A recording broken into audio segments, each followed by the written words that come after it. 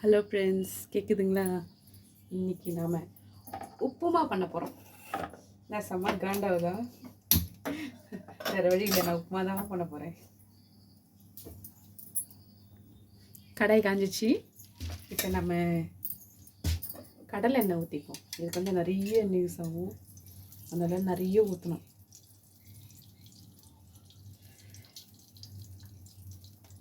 இன்றைக்கி ஹஸ்பண்டே கேட்டார், பேபி எனக்கு உப்புமா செஞ்சு கொடு பேபின்னு. டெய்லி நம்ம வீட்டில் இட்லி தோசை தாங்க. சரி, ஸ்பெஷலாக இருக்கட்டேமே அப்படின்னு உப்புமாவே செய்கிறேன். உப்புமாவில் என்ன ஸ்பெஷல்னு கேட்காதீங்க, நாங்கள் வருஷத்துக்கு ஒரு வாட்டி தான் செய்வோம். அதுவே எங்கள் வீட்டில் ஸ்பெஷல் தான். எண்ணெய் ஊற்றியாச்சு. இப்போ நம்ம வந்து கடுகு சீரகம் போட்டுப்போம்.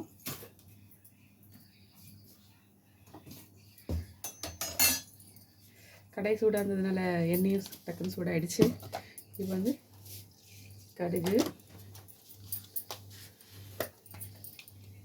ஜீரகம்,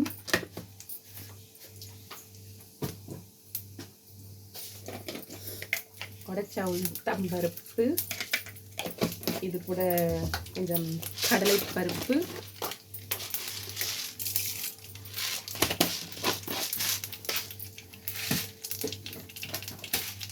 எல்லாமே பொரிஞ்சிடுச்சு. இப்போ இது கூட காஞ்ச மிளகாய் எடுத்துக்கிறேன். இந்த மிளகாய் காரம் கம்மியாக தான் இருக்கும், அதனால் நான் 5 மிளகாய் போடுறேன். இது கூடவே இஞ்சி பூண்டு, நசுக்கி வச்ச இஞ்சி பூண்டு, முந்திரி பருப்பு. இப்போது இந்த எண்ணெயிலே வந்து வெங்காயம் எல்லாத்தையும் போட்டு நல்லா வதக்கலாம். சீக்கிரமாக வதங்கணும் அப்படின்னா லைட்டாக உப்பு கொஞ்சம் தூவிட்டிங்கன்னா சீக்கிரமாக வதங்கிடும்.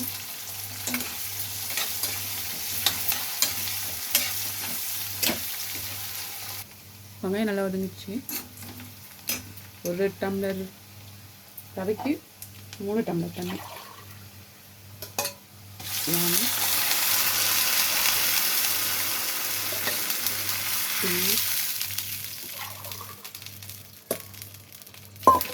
சரி, தேவையான நல்லா உப்பு போட்டுக்கலாம்.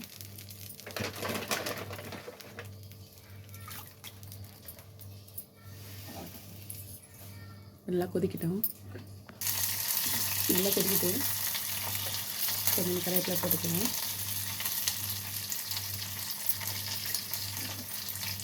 இப்போ ரவையை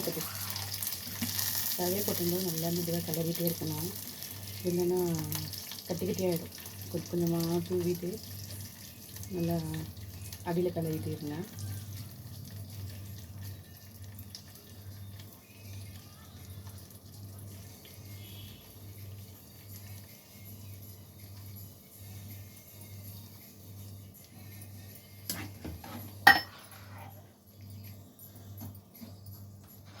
கிளறிட்டே இருங்க, சீக்கிரமாக கட்டிடும்.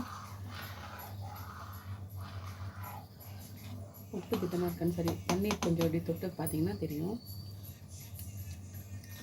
திட்டமாக இருக்கு.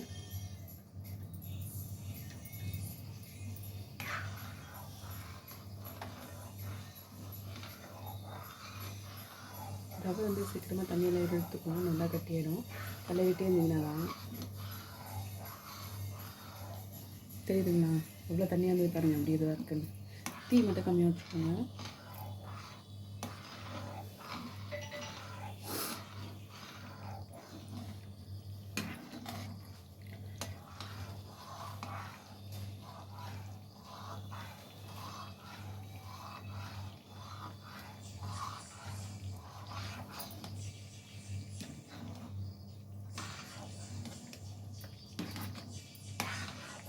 உப்புமா ரெடியாக போகுது. பார்த்தீங்கன்னா கொஞ்ச நேரத்தில் நல்லா கட்டி ஆகிடுச்சு. கிளறும்போது நல்லா அடியில் சுரண்ட மாதிரி கிளறுங்க. டீ வந்து ஃபுல்லாக கம்மியாக வச்சுருங்க, ஏன்னா எகிரி கை மேலே விழுந்துடும், வலிக்கும், அப்பளம் வந்துடும்.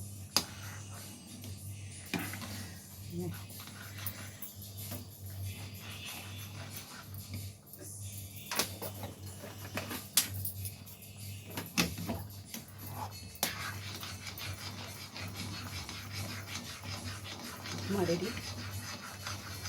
தொட்டுக்க சட்னி அரைச்சிருக்கேன், தாளிக்க போகிறேன். தாளிச்சாச்சு, மிக்ஸ் பண்ணேன்.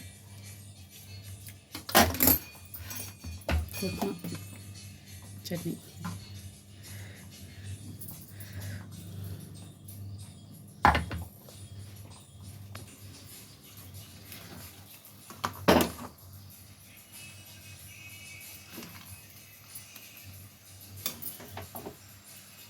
உப்புமா சட்னி ரெடி ஆயிடுச்சு, சாப்பிட வாங்க.